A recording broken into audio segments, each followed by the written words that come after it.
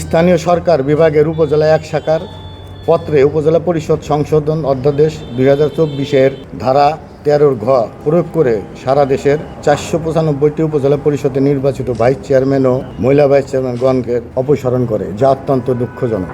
আমাদের অপসারণ করার ফলে স্ব উপজেলার তৃণমূল পর্যায়ে জনদুর্ভোগ সৃষ্টি হয়েছে, পাশাপাশি জনগণও তাদের কাঙ্ক্ষিত সেবা থেকে বঞ্চিত হচ্ছে।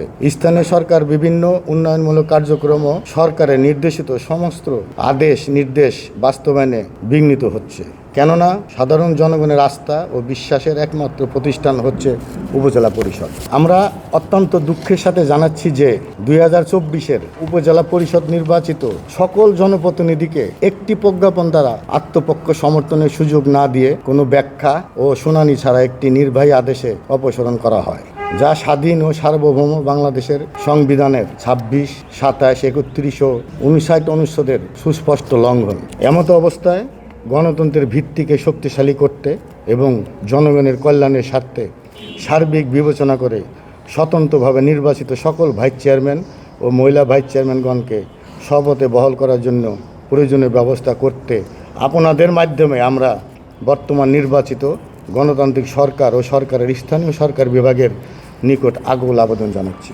ধন্যবাদ। আসসালামু আলাইকুম।